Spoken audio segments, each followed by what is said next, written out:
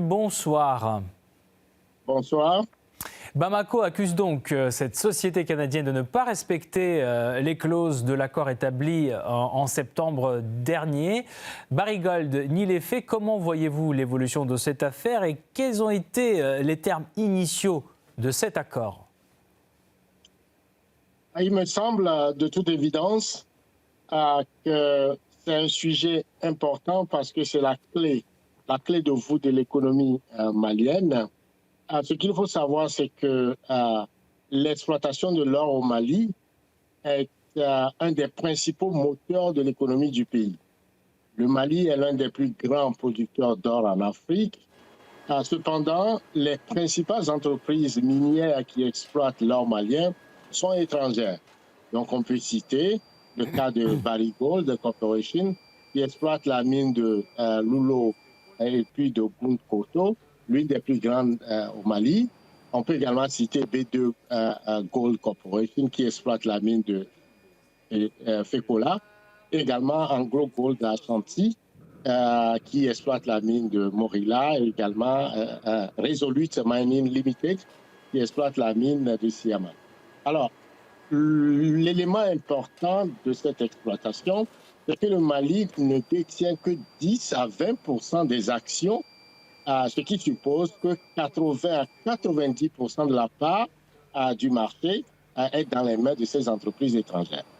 La redevance minière que payent ces entreprises est évaluée à environ 6% du chiffre d'affaires brut, alors que la production d'or du Mali atteint une moyenne de 60 à 70 tonnes.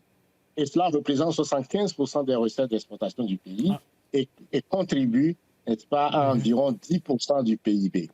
Donc, il est tout à fait normal que les autorités maliennes qui, depuis leur prise de pouvoir, ont choisi de faire une rupture avec ce système d'exploitation, n'est-ce pas, de l'or du Mali, qui ne contribue pas, n'est-ce pas, à enrichir les Maliens, plutôt à les appauvrir.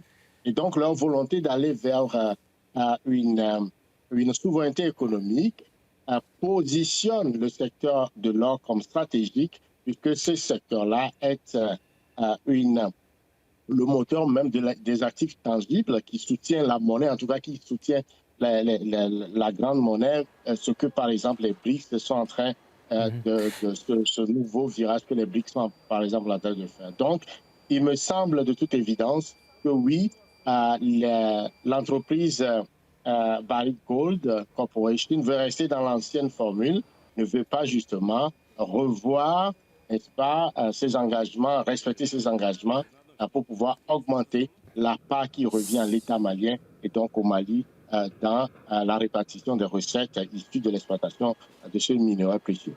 Si le Mali, dans ce cas-là, souhaite une redistribution plus juste et plus équitable de tous ces bénéfices, comment, selon vous, pourra s'articuler cette transition vers cette souveraineté économique du Mali, principalement en ce qui concerne l'exploitation de ses ressources?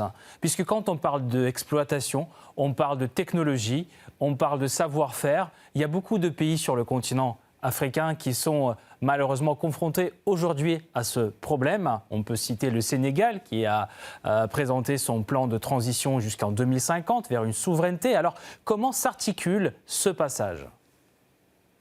La question que vous posez est très, très importante et pertinente parce qu'en effet, pendant longtemps, les pays africains ont laissé dans les mains justement des entreprises étrangères l'exploitation de leurs ressources qui consiste tout simplement à les exploiter et à les transformer à l'extérieur du pays. Donc, ça les défavorise énormément.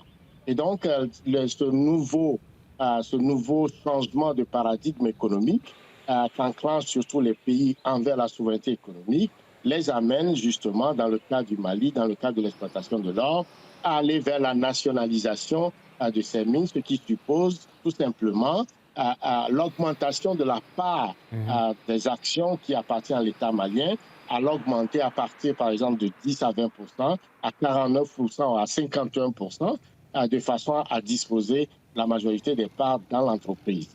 Ce qui suppose que l'État malien doit pouvoir développer des compétences, des technologies, le savoir-faire et également faire un investissement important dans ce secteur-là et surtout lutter contre le monopole de ces 3 ou 4 grandes entreprises qui ont cette oligarchie sur ce monopole sur le marché de l'or, sur les coûts mondiaux.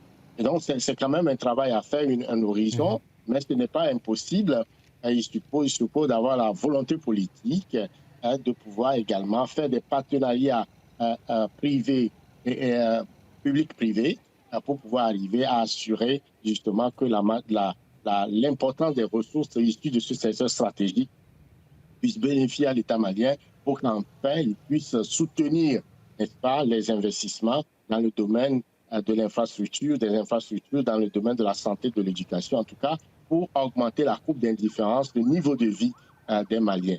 Et donc, il me semble que c'est possible, mais ça demande une volonté politique, ça demande le développement des expertises, et cela n'est pas impossible, en tout cas, de mon point de vue, et l'État malien est capable d'y arriver, ça prend tout simplement une volonté. Merci beaucoup pour votre point de vue, pour cet éclairage, Monsieur Lossonelu. Je rappelle, vous êtes géopolitologue et analyste politique en direct avec nous ce soir depuis Manitoba. Merci encore.